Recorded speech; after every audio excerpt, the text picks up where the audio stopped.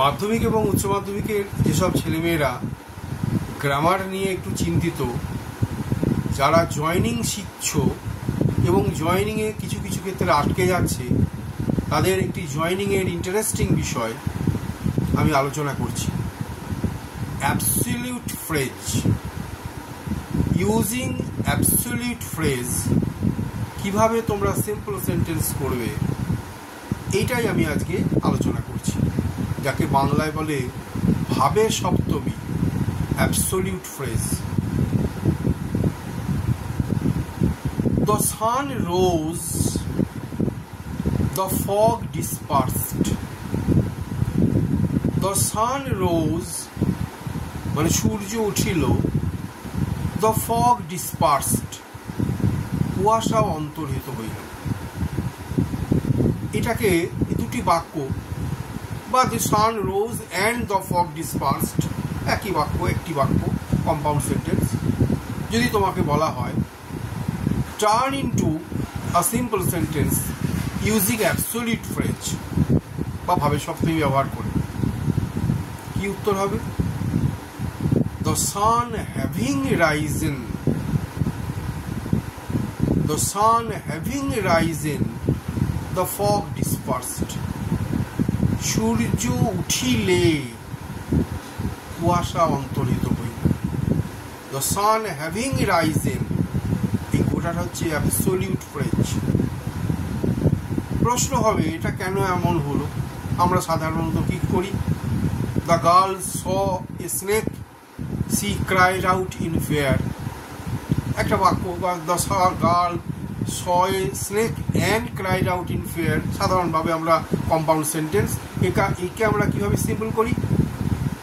seeing a snake, the girl cried out in fear. সাপ দেখিয়া বালিকাটি ভয়ে চিৎকার করলেন। Simple sentence. সিইংটা আমরা আগেই পড়েছি, দেখেছি, অ্যাবসলিউট ফ্রেজ নয়, পার্টিসিপেল ব্যবহার করে সিম্পল সেন্টেন্স করা হচ্ছে। আবার যদি কমপ্লেক্স করতে বলা হয়, when the girl বা as the girl saw a snake, she cried out in fear, কিংবা the girl cried out in fear because she saw a snake. সাপ দেখেছে চেঁচিয়ে উঠল। তাহলে এখানে আমরা সিইং এ স্নেক করছি, অ্যাজ দিয়ে করছি, সিইং দিয়ে পার্টিসিপেল ইউজ করছি, আর এখানে দ্য সান হ্যাভিং রাইজেন করছি। কেন এই চিন্তাটা আসবে? কিছুই না। দেখো, প্রথম বাক্যে যেটা বলেছি দ্য সান রোজ, এই বাক্যের সাবজেক্টকে দ্য সান, আর পরের বাক্যটি কি? দ্য ফগ ডিসপার্সড, এই বাক্যের সাবজেক্ট একটু আলাদা। সূর্য উঠিল, সেই ওঠার পরিপ্রেক্ষিতে অন্য একটি সাবজেক্টের অ্যাকশন প্রভাবিত হল। সূর্য উঠল, কুয়াশা অন্তর্হিত হল, এবং সেই কারণে এটাকে দ্য সান হ্যাভিং রাইজেন ভাবে সপ্তমী অ্যাবসলিউট ফ্রেজ ব্যবহার করা হয়েছে। আর দ্বিতীয় বাক্যে কি হয়েছে? The girl saw a snake and cried out in fear. The girl saw a snake, দেখো এখানে কি আছে? গার্ল সাবজেক্ট, আবার পরেরটাতেও কি আছে?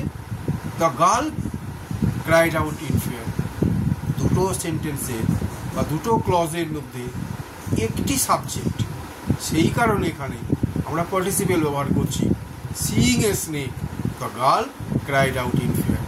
তা আমরা পার্টিসিপেল কোথায় ব্যবহার করব, কোথায় অ্যাবসলিউট ফ্রেজ ব্যবহার করব, এইটার ক্ষেত্রেই আমরা শিখতে পারবো যে অ্যাবসলিউট ফ্রেজের ক্ষেত্রে দুটি আলাদা সাবজেক্ট, দুটি আলাদা ভার্ব, একটা ভার্বের সঙ্গে আর একটা ভার্ব সম্পর্কযুক্ত, আর এখানেও তাই, একটা ভার্বের সঙ্গে সম্পর্কযুক্ত কিন্তু সাবজেক্টই আলাদা। সেই জন্য এখানে পার্টিসিপেল ইউজ হলো, ভার্ব প্লাস ইং, এটা পার্টিসিপেল, প্রেজেন্ট পার্টিসিপেল ইউজ হলো, এবং আগেরটা অ্যাবসলিউট ফ্রেজ হয়েছিল। এই দুটি উত্তর আমরা উদাহরণ যদি ভালো করে মনে রাখতে পারি, গ্রামার আমরা উত্তরগুলো সঠিকভাবে করতে পারবো।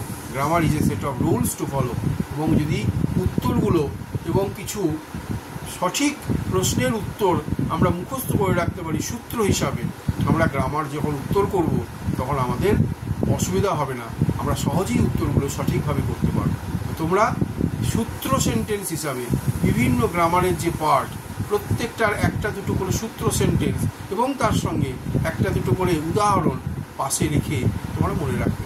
তাহলে অ্যাবসলিউট ফ্রেজ, ভাবে সপ্তমী এবং পার্টিসিপেল অ্যাডজেক্টিভ ব্যবহার করে সিম্পল সেন্টেন্স, এইটা আমরা পার্থক্যটা বুঝলাম এবং নিয়মটা বুঝলাম, কীভাবে সিম্পল সেন্টেন্স বানাবো সেটা দেখলাম।